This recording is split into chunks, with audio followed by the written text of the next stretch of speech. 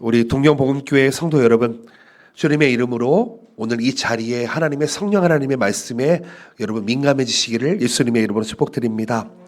창세기를 계속 묵상을 하고 있습니다.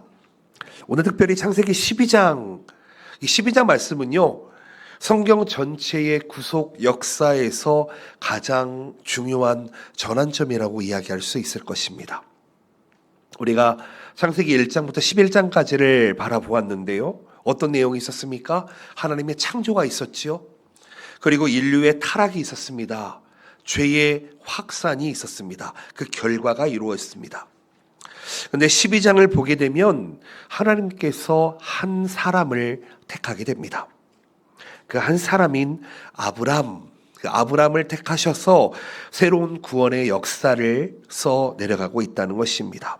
마치 어둠 속에서 한 줄기 빛이 비춰지듯 인류가 죄로 인해서 절망하며 죽을 수밖에 없는 현실 속에서 하나님은 아브람이라고 하는 한 사람을 통해서 세상을 구원하려는 계획을 드러내고 계십니다.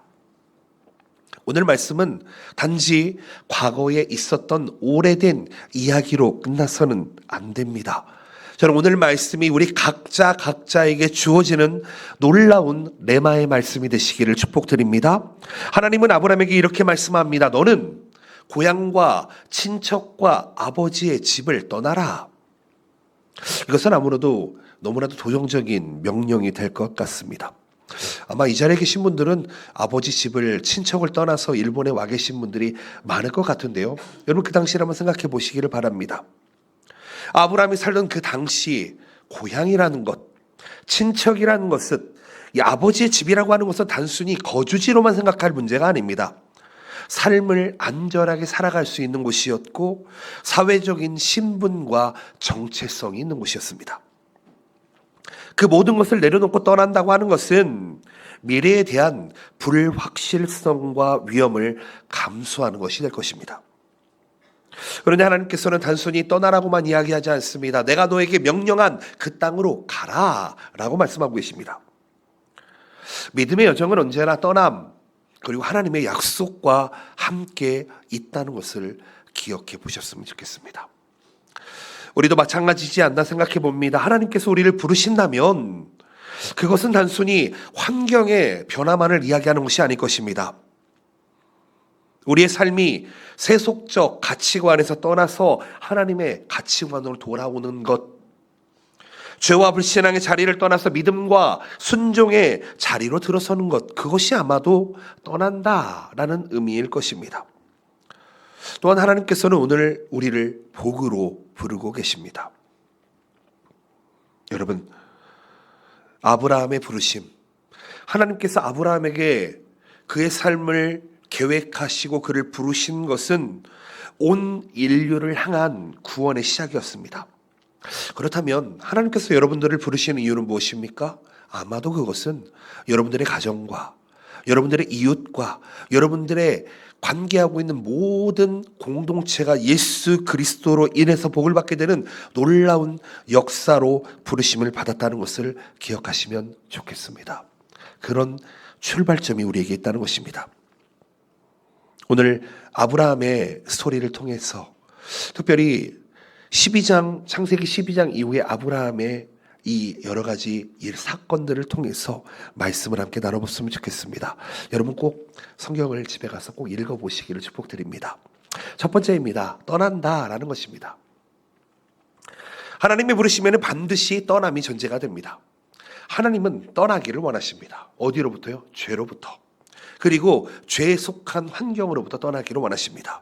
창세기 12장 1절 말씀, 여호와께서 아브라함에게 이르시되 너는 너의 고향과 친척과 아버지의 집을 떠나 내가 너에게 보여줄 땅으로 가라.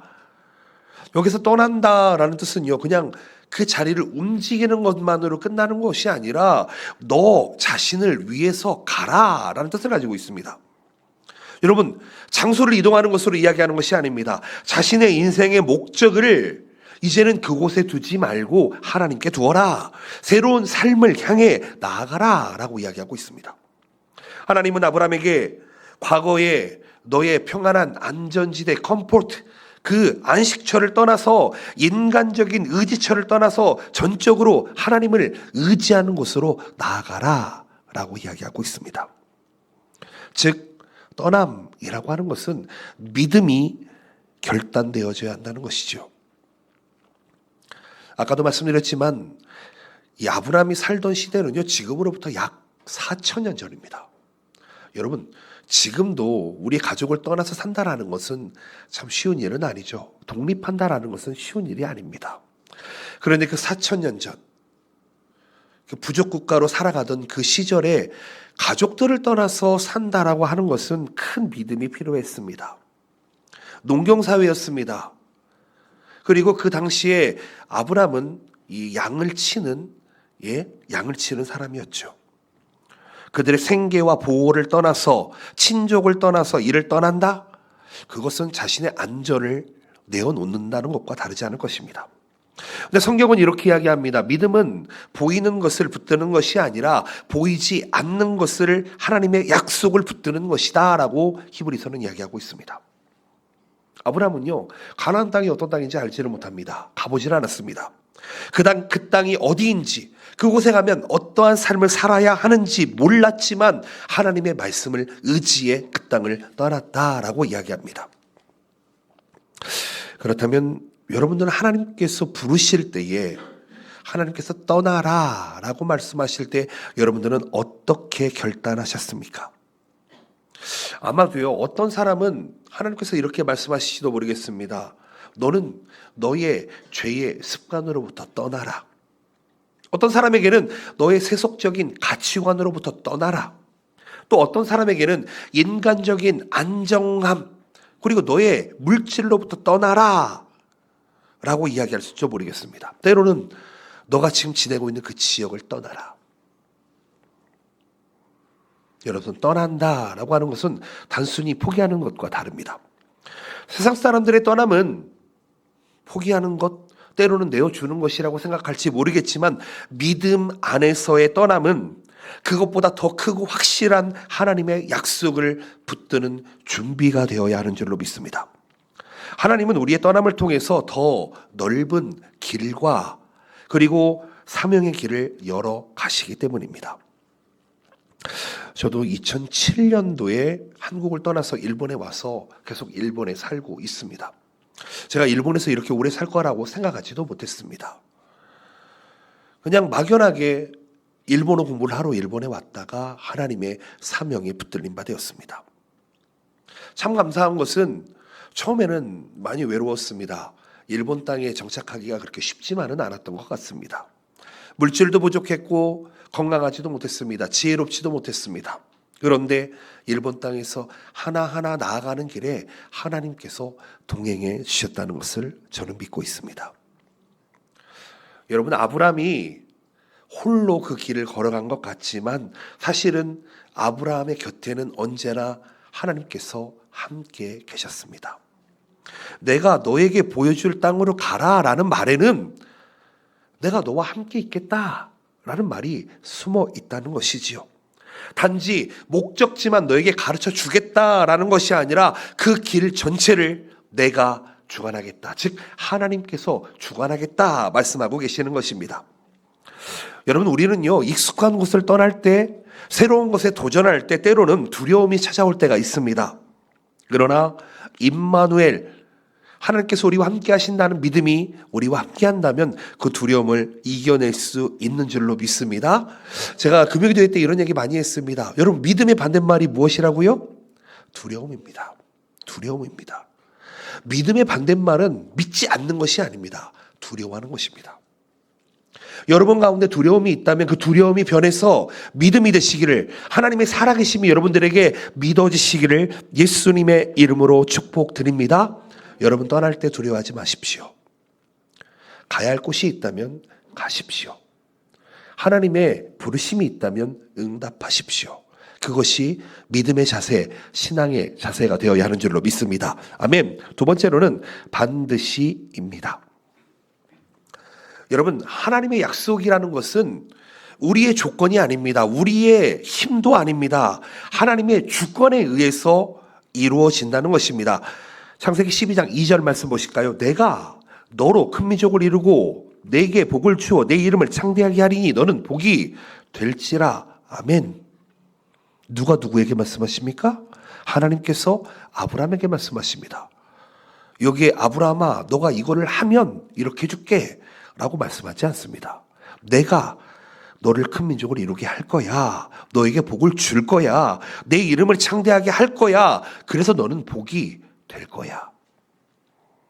아브라함의 능력이나 상황에 전제하고 있지 않습니다. 너가 돈이 이만큼 있으면, 너가 교회에 이만큼 오면, 너가 사람을 이만큼 모아오면 그런 어떤 전제가 하나도 없다는 것입니다. 당시 아브라함의 나이가 몇 살인지 아십니까? 75세입니다. 75세였는데 자녀가 없었습니다. 그리고 가나안 땅에는 이미 이방 민족이 차지하고 있습니다.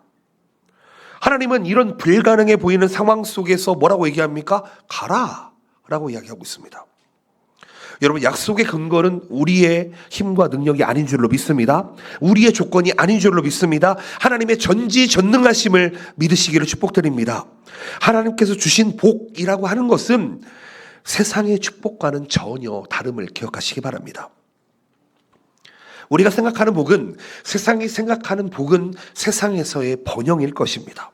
물질적인 번영, 건강, 잘 되는 것, 성공, 이것을 이야기할 것입니다. 그런데요, 하나님께서 말씀하시는 복, 바라카, 이 단어는요, 하나님의 은혜, 하나님의 임재, 그리고 영원한 생명, 이것이 포함되어 있습니다.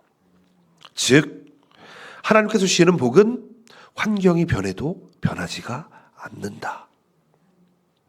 더 나아가 하나님은 아브라함에게 이렇게 이야기합니다. 너는 복이 될지라. 아멘이십니까? 여러분, 복에 비슷한 것이 되라는 게 아니라 복이 되라고 이야기하고 있습니다. 여러분, 요즘 모조품이 참 많은 시대를 살아가고 있습니다. 뭐 메이드 인 뭐뭐뭐 이렇게 이야기하는데요. 여러분, 근데요, 명품, 브랜드, 여러분, 그것들은요, 어디 나가도 그 가치가 손상되지가 않습니다. 그렇죠? 근데 똑같이 생긴 모조품이 있다고 하면은요, 그 모조품은 비슷하게 생기긴 했는데 가치가 천차만별로 차이가 납니다. 하나님께서 우리에게 복이 되라고 말씀하시면 우리는 복이 되면 됩니다. 아멘이십니까? 복 비슷한 것이 되지 마시고 복이 되시기를 예수님의 이름으로 축복드립니다. 하나님의 임재와 하나님의 은혜가 여러분들의 삶 속에 충만하게 넘치시기를 축복드립니다. 왜 복이 되라고 말씀하십니까? 하나님의 이 약속은 아브람 개인에게만 속한 것이 아니기 때문입니다. 모든 민족에게 주는 축복이기 때문입니다. 12장 3절 말씀, 너를 축복하는 자에게는 내가 복을 내리고 너를 저주하는 자에게는 내가 저주하리니 땅의 모든 족속이 너로 말미암아 복을 얻을 것이라 하신지라. 아멘. 여러분, 수지 맞으셨습니다. 여러분들을 축복하면 복을 받는답니다. 여러분들을 저주하면 저주받는답니다. 여러분, 이것보다 더 좋은 축복이 어디 있으십니까? 나를 축복하면, 여러분, 저 옆에 있는 분들 얼굴 한번 보십시오. 예, 아름다우십니다. 이렇게 고행합니다. 아름다우십니다. 예, 축복하십시오. 그럼 축복을 받는다니까요. 여러분, 저주하지 마세요. 저주하시면 큰일 납니다. 여러분, 히브리어 원문에서 이 단어를 다시 한번 조금 더 살펴보면 이렇게 됩니다. 모든 민족이 아브람 너 안에서 복을 받을 거야.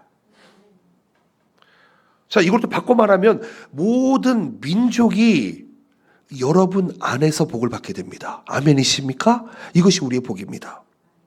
여기에서 안에서라는 표현은 아브라함의 후손으로 오시는 메시아 그리스도 예수를 의미합니다. 그로 말미암아 모든 약속이 성취된다고 갈라디아서에서 이야기하고 있습니다. 여러분, 복음이라고 하는 것은 처음부터 나 하나에 매여 있지가 않습니다. 모든 민족을 향해 주신 축복이 복음인 줄로 믿습니다. 그렇기 때문에 우리 성도들은 하나님의 약속이 성취될 것을 믿고 기다리는 사람이 되어야 한다. 때로는 약속의 성취가 더딜 때가 있습니다. 여러분, 일본에 있다 보면은 아마존이라는 택배 물류를 많이 시키게 되죠. 여러분, 시켜본 적이 있으세요? 분명히 오늘 온다 그랬는데 오늘 안 오면은 기분이 좀 찝찝하죠. 빨리 받고 싶은데, 빨리 왔으면 좋겠는데, 빨리 맛보고 싶고 빨리 경험하고 싶은데 그러지 못할 때, 여러분 약속의 성취가 더뎌 보일 때 누구에게나 있습니다. 때로는 하나님의 약속이 더딜 때도 있습니다. 여러분 다니엘서를 보시게 되면은요, 기도를 하게 됩니다. 그래 기도가 하늘에 상달되고 하나님의 응답이 그 순간에 바로 있었어요. 그런데 그 순간 응답을 가지고 천사가 전달해 주러 내려오는 길에 어떤 일이 일어납니까? 하늘에서는 영적인 전쟁이 일어납니다. 그 선물이 우리에게 도착하기까지 영적인 전쟁이 있다는 것입니다. 그렇다면 내가 기도했는데 왜 하나님 빨리 응답을 안 해주시지? 여기서 끝나지 마시고 응답이 오는 중인데 전쟁이 일어났어요. 그럼 뚫어야죠. 그렇죠? 다시 한번 기도합니다. 하나님, 영적 전쟁에서 승리하게 도와주시옵소서. 저 응답이 하루속히 우리의 삶 속에 임하게 도와주시옵소서 기도하시는 것입니다. 히브리서 10장 23절 말씀에 이렇게 말씀합니다. 함께 읽어봅니다. 시작. 또 약속하신 이는 미쁘시니 우리가 믿는 도리의 소망을 움직이지 말며 굳게 잡고. 아멘. 여러분 미쁘시단 말이 무슨 말입니까? 믿을만하다는 것입니다. 믿어진다는 것입니다. 약속하신 분은 믿을만하신 분이십니다. 여러분 소망을 두면서 인내하셨으면 좋겠습니다. 이 말씀을 붙들었으면 좋겠습니다. 하나님의 말씀은 절대로 헛되지가 않습니다. 하나님의 말씀은 반드시 성취되며 그 과정 속에서 우리가 배울 수 있는 게 무엇입니까? 바로 믿음과 순종입니다. 하나님의 말씀이 반드시 응답됨을 믿으시고 오늘도 그 응답을 가지고 돌아가시기를 축복드립니다. 세 번째로는 예배입니다. 아브라함은 하나님의 말씀에 순종했습니다. 그리고 세겜 땅 모래 상수리 나무까지에 이르렀습니다. 창세기 12장 7절 말씀 보실까요? 여호와께서 아브라함에게 나타나 이르시되 내가 이 땅을 너의 자손에게 주리라 하신지라. 자기에게 나타나신 여호와께 그가 그곳에서 제단을 쌓고 이렇게 이야기합니다. 하나님이 뭐라고 이야기하십니까? 내가 이 땅에 너의 자손을 주리라. 지금 아브라함 자손이 있어요, 없어요? 없습니다. 제로예요. 없다고요. 그런데 하나님께서 75세에 할아버지에게 아들을 준다고 이야기하고 있습니다. 이 약속은 사실은 아브라함이 처음 가나안 땅을 밟은 순간 그 믿음의 길에 대한 확증으로 이루어진다는 것입니다. 여러분 중요한 것은요, 아브라함이 하나님의 말씀을 듣자마자 한 행동이 무엇입니까? 제단을 쌓았습니다. 제단을 쌓았어요.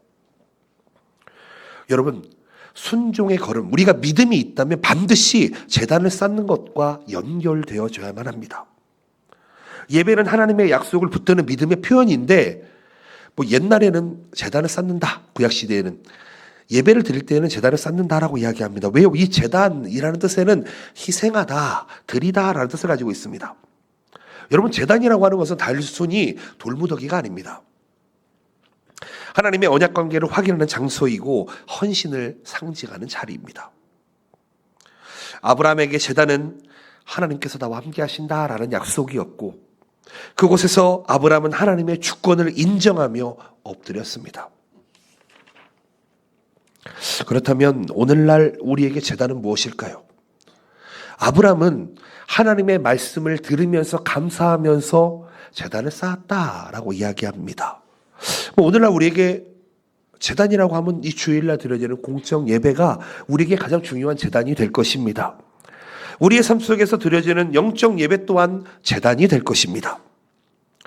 사랑하는 성도 여러분, 예배는 단지 형식이 아닙니다. 하나님의 말씀 앞에 반응하는 삶의 태도여야만 합니다. 아멘이십니까? attitude. 하나님 앞에 내가 어떻게 반응하고 있냐가 우리의 신앙의 본질을 드러내고 있다는 것입니다. 하나님께서 우리를 부르신 그 가운데 우리가 순종하게 되면 우리는 반드시 예배라고 하는 열매를 맺게 될 것입니다. 특별히 이 주일에 드리는 공적 예배를 통해서 하나님의 약속을 다시 한번 확인하고 또 삶의 일주일간의 예배를 통해서 그 약속을 붙들며 우리는 살아간다는 것입니다. 여러분 예배가 스케줄이 되어서는 안 되는 줄로 믿습니다. 그냥 스케줄에 넣어서 오늘 몇 시에 몇 시부터 몇 시까지 예배, 월요일 날 몇 시부터 몇 시까지 수요일 날 몇 시부터 몇 시까지 이런 게 아닙니다. 여러분, 우리가 오늘 드리는 이 예배, 영과 진리로 진심으로 드려보시기를 축복드립니다. 하나님의 약속을 다시 한번 확인하시고 나의 흔들리는 믿음을 여기에 내려놓으시고 하나님께서 주시는 놀라운 용기와 은혜를 붙드시는 자리 되시기를 축복드립니다. 아브라함은 약속의 땅에서 제단을 쌓았습니다. 그렇다면 우리도 하나님께서 주신 약속과 사명을 붙들며 나아갈 때에 반드시 예배와 함께 해야 됩니다. 여러분, 예배는요, 하나님이 우리를 부르신 목적이고 우리를 새롭게 하시는 시간이고 우리를 축복의 통로로 세우시는 은혜의 자리가 된다. 그렇다면 이 자리를 여러분 붙들어야 되지 않겠습니까? 예배를 가까이 하면은요, 여러분, 예배가 여러분들의 삶을 지켜줍니다. 아멘이십니까? 여러분, 이스라엘 사람들의 역사를 아십니까?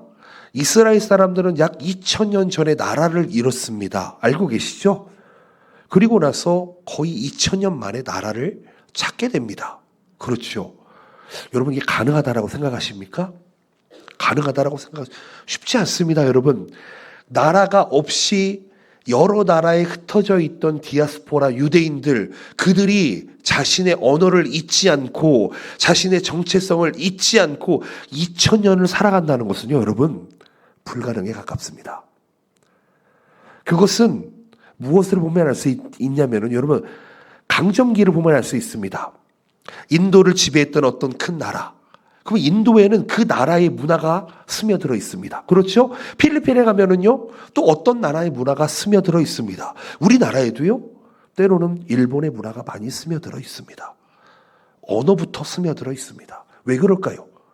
그 문화로 살아가다 보면은요, 1세대, 2세대, 3세대가 지나가고 나면은 완전히 변화되어 버립니다.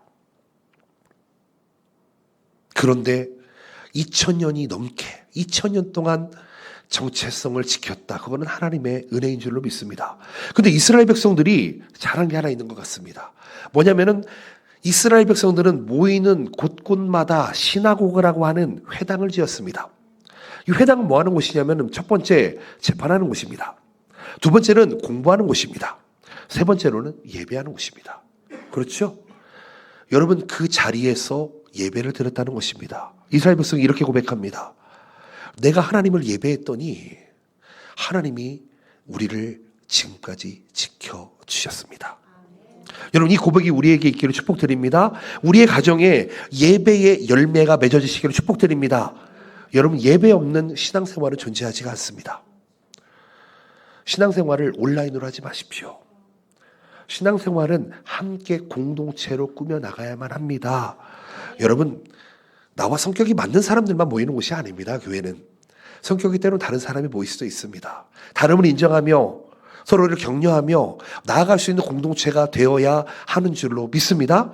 그런 공동체는 하나님이 원하십니다. 왜요? 그게 바로 하나님의 나라, 천국의 모습이 그렇게 될 것이기 때문입니다. 마지막으로 네 번째입니다. 연약함. 아브라함은요, 가나안 땅에 기근이 들자 애굽, 이집트로 내려갔습니다. 하나님의 약속을 받은 사람이었는데, 믿는 사람이었는데 현실적인 어려움 앞에서 그는 지금 두려움을 드러내고 있습니다. 먹고 살 것이 없다고 생각하니까 그 나라로 가게 됩니다. 애굽에 들어서며 아브라함이 가장 실수한 게 뭔지 아십니까? 자기 와이프를 누이라고 속였습니다. 그렇죠. 자신의 생명을 지키기 위해서 인간적인 계산을 돌렸지만 이것은 동시에 하나님의 보호하심을 인정하지 못하는 태도였습니다. 여러분, 믿음의 사람이라도 환난과 이 핍박 속에서, 압박 속에서 두려움을 느끼는 것 같습니다. 흔들릴 수 있다는 사실을 보여줍니다. 그런데 여러분, 이 장면에서 아브라함의 연약함은 부끄러운 모습이지요. 그렇죠? 그런데 하나님의 반응이 놀랍다는 것입니다. 하나님은 사례를 바로의 손에서 지키기 위해서 애굽의 궁에 재앙을 내리게 됩니다. 여기서 재앙이라는 단어는 강하게 치다, 상처를 입힌다라는 뜻을 가지고 있는데 하나님께서 강권적으로 개입하셨다라는 것을 의미합니다.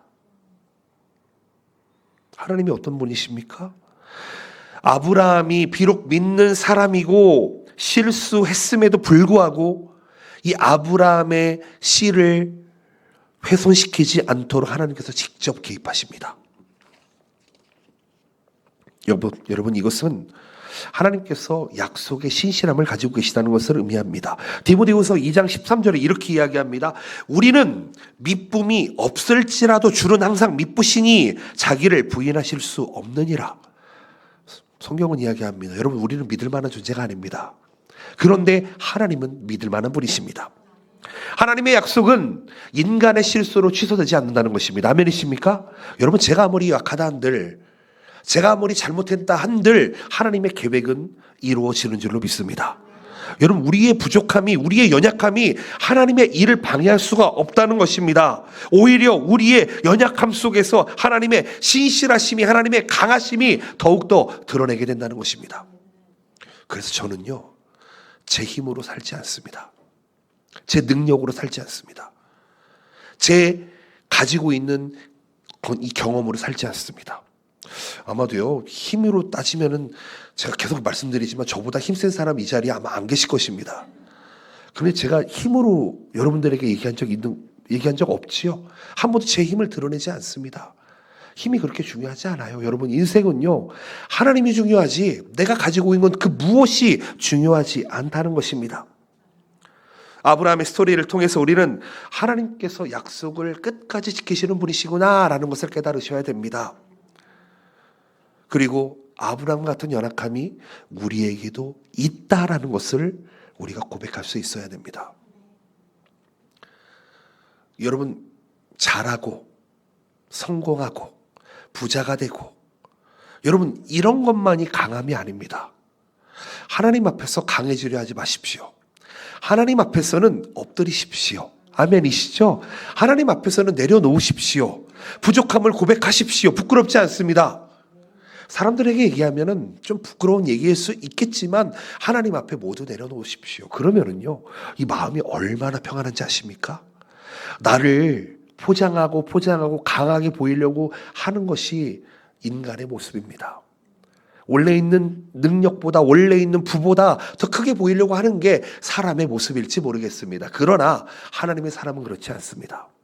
나의 부족함을 내려놓고 나의 연약함을 내려놓고 기도해 주지 않겠습니까?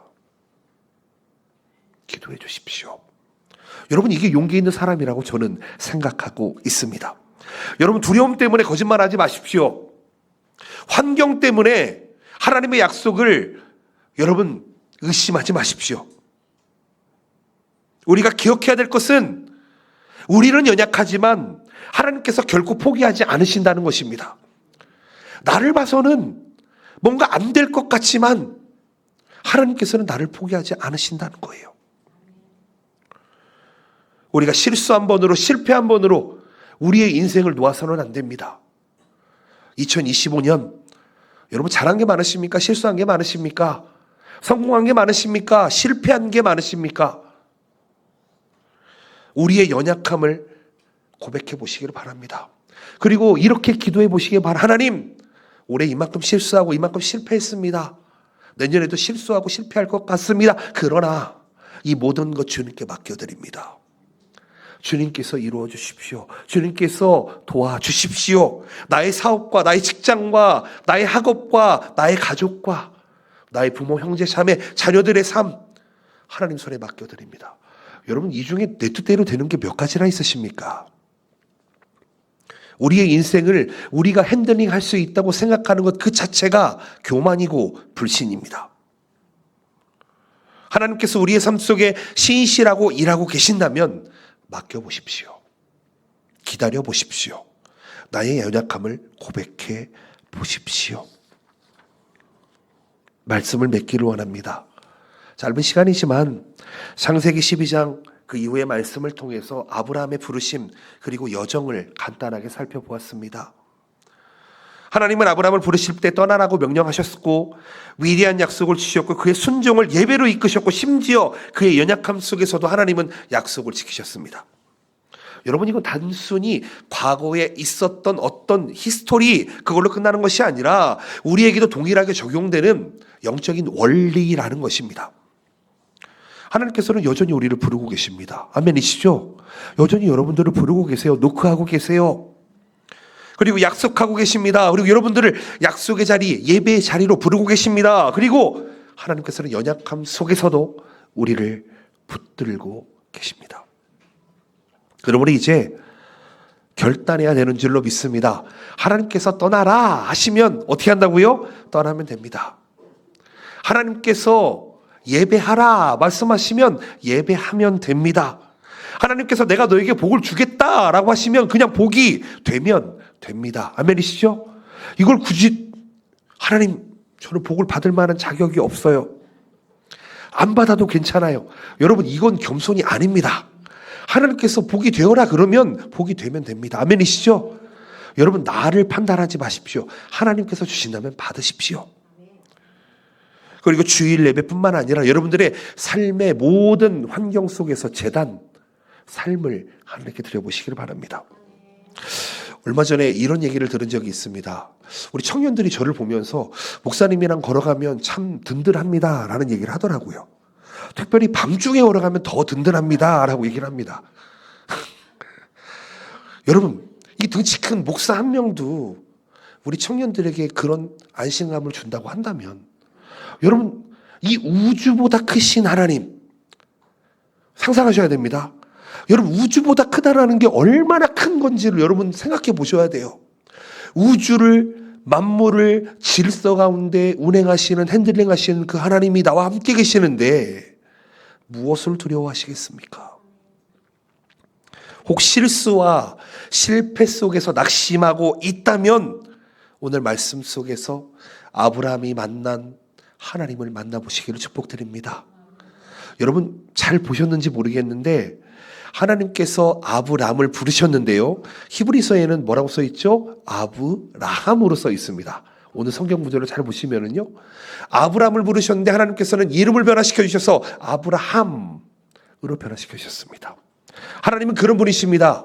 우리의 삶 속에서 하나님의 말씀에 순종한다면 단지 그것은 나만을 위한 축복이 아니라 세상에 복을 흘려보내는 놀라운 우리 한 사람이 된다는 것을 기억하셨으면 좋겠습니다.